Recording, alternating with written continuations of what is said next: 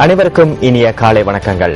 நீங்கள் இணைந்து கொள்வது நியூஸ் ஃபர்ஸ்டின் காலை நேர பிரதான செய்தியுடன். பிறந்திருக்கும் இந்த நாள் உங்கள் அனைவருக்கும் மகிழ்ச்சி பொங்கும் நாளாக அமைய வேண்டும் என நாம் பிரார்த்திக்கின்றோம். இன்றைய காலை நேர பிரதான செய்திகளோடு இணைந்து கொள்ளும் நான் டில்ஷாட் தேவதாசன். இன்றைய விரிவான செய்திகளுக்கு முன்னர் முதலில் தலைப்புச் செய்திகள்.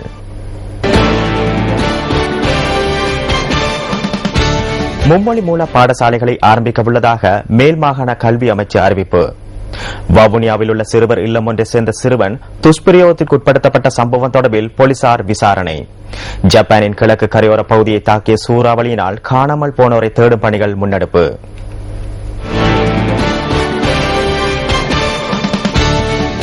விரிவான செய்தி. மும்மொழி மூல பாடசாலைகளை ஆரம்பிக்க உள்ளதாக மேல் மாகாண கல்வி அமைச்சு அறிவித்துள்ளது. முதற்கட்டத்தில் கொழும்பு, களுத்துறை மற்றும் கம்பகா ஆகிய மாவட்டங்களில் தெரிவு செய்யப்பட்ட 3 பாடசாலைகளில் மும்மொழி மூல பாதிரி பாடசாலைகளாக மாற்றப்பட உள்ளன. இந்த பாடசாலைகளில் தமிழ், சிங்களம், ஆங்கிலம் ஆகிய மும்மொழிகளிலும் கற்பித்தல் செயற்பாடுகளை முன்னெடுக்க உத்தேசித்துள்ளதாக மேல் மாகாண கல்வி அமைச்சின் செயலாளர் ST கொட்டிகார தெரிவித்துள்ளார். மேல் மாகாணத்தில் வாழும் பல்வேறு இனங்களையும் மதங்களையும் சேர்ந்த மக்களின் நலன் கருதியே இந்த திட்டம் ஆரம்பிக்கப்பட உள்ளதாக அவர் சுட்டிக்காட்டியுள்ளார். சமூகங்கள் மத்தியில் நல்லிணக்கத்தை வலுப்படுத்தும் வகையில் மேல் மாகாண முதலமைச்சர் முன்வைத்த யோசனைக்கு அமைச்சரவை அங்கீகாரம் வழங்கியுள்ளதாகவும் ST கொட்டிகார குறிப்பிட்டுள்ளார். உத்தேசம் மும்மொழி மூல பாடசாலைகளுக்கு தேவையான பௌதீக வளங்களையும் ஆசிரியர்களையும் பெற்றுக் கொடுக்க மேல் மாகாண கல்வி அமைச்சு ஏற்பாடுகளை மேற்கொண்டு வருகின்றது. அடுத்த வருடம் ஜனவரி மாதம் ஆரம்பிக்கப்படவுள்ள இந்த திட்டம் பல்லின மக்கள் மத்தியில் ஒரே தேசத்தை சேர்ந்தவர்கள் என்ற உணர்வை ஏற்படுத்துவதற்கு வழிவகுக்கும் என மாகாண கல்வி அமைச்சு நம்பிக்கை வெளியிட்டுள்ளது.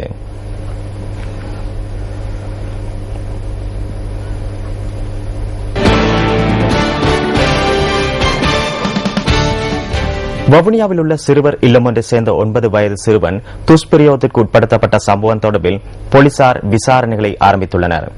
இந்த சம்பவத்துடன் தொடர்புடையவர்களிடம் இன்று வாக்குமூலம் பதிவு செய்யப்பட உள்ளதாக போலீஸ் ஊடக பேச்சாளர் சிரேஷ்ட போலீஸ் அத்தியட்சகர் அஜித் ரோஹன கூறியுள்ளார். இதேவேளை துஷ்பிரயோகத்திற்கு இலக்கான சிறுவன் உள்ளிட்ட 22 சிறுவர்கள் வவுனியாவிலிருந்து கொழும்புக்கு நேற்று அழைத்து வரப்பட்டுள்ளனர். நீதிமன்ற உத்தரவுக்கு அமைய குறித்த இந்த சிறுவர்களை தேசிய சிறுவர் பாதுகாப்பு அதிகார சபை பொறுப்பேற்றிருந்தமை குறிப்பிடத்தக்கது. இந்த 22 பேரில் துஷ்பிரயோகத்திற்கு இலக்கான வேறு சிறுவர்கள் இருக்கிறார்களா என்பதை கண்டறிவதற்கான விசாரணைகளை ஆரம்பித்துள்ளதாக தேசிய சிறுவர் பாதுகாப்பு அதிகார சபை தெரிவித்துள்ளது. இவர்கள் அனைவரும் 10 வயதிற்கும் 18 வயதுக்கும் இடைப்பட்டவர்கள் என அதிகார சபை அறிவித்துள்ளது.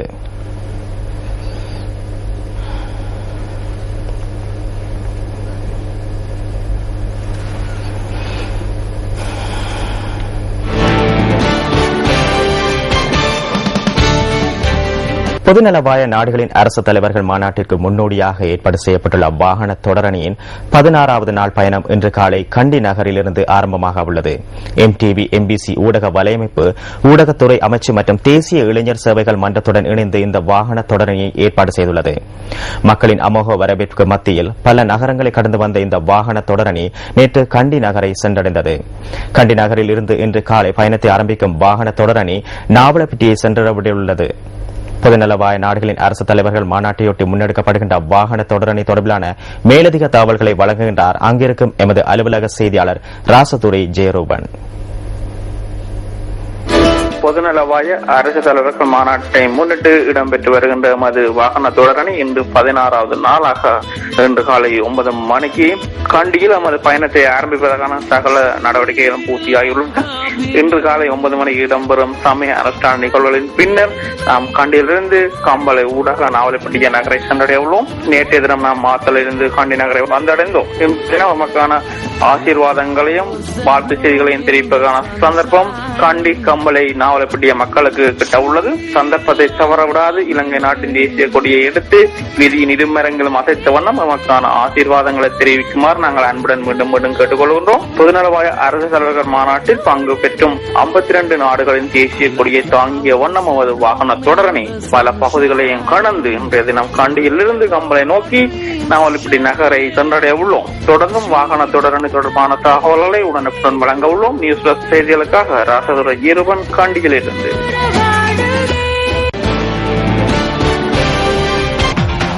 இலங்கை மத்திய வங்கி வெளியிட்ட நாணய மாற்று வீதங்களை சுமந்து வரும் பிஸ்வஸ் தொகுப்பு அடுத்து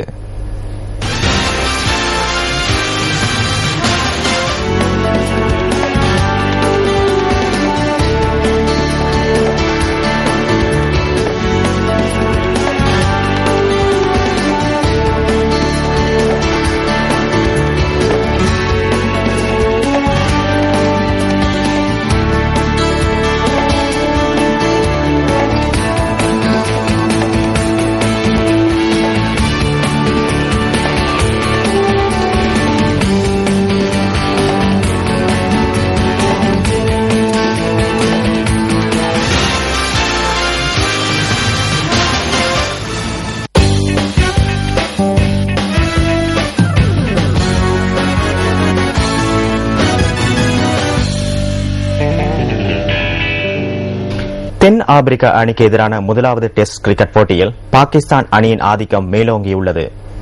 போட்டியின் 4ஆம் நாள் ஆட்டம் இன்று தொடரவுள்ளது. அபுதாபியில் நடைபெறும் இந்த போட்டியில் தென்னாப்பிரிக்க அணி அதன் முதல் இன்னிங்ஸில் 249 ஓட்டங்களுக்கு அனைத்து விக்கெட்டுகளையும் பறிகொடுத்தது. போட்டியின் நேற்றைய 3ஆம் நாளில் தனது முதல் இன்னிங்ஸை தொடர்ந்த பாகிஸ்தான் அனைத்து விக்கெட்டுகளையும் இழந்து 442 ஓட்டங்களை பெற்றுக் கொண்டது.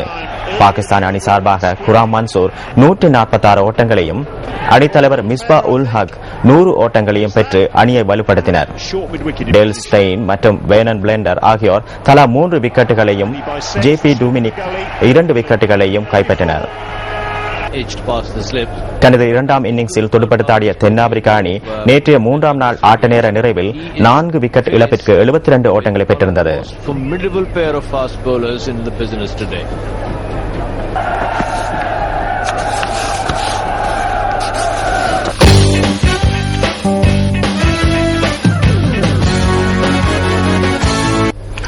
இலங்கையின் அழகிய பகுதிகளுக்கு உங்களை அழைத்து செல்லும் டிஸ்கவர் ஸ்ரீலங்கா தொகுப்பு அடுத்து.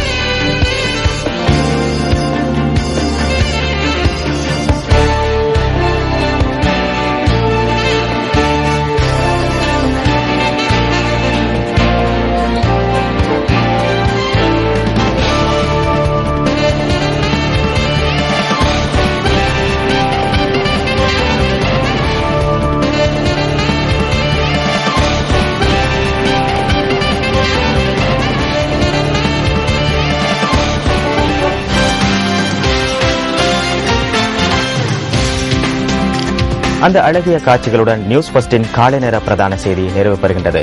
நமது மதிய நேர பிரதான செய்தியை பிற்பகல் 1 மணிக்கும் நமது மணித்தியால செய்தியை 10:25க்கும் எதிர்பாருங்கள்.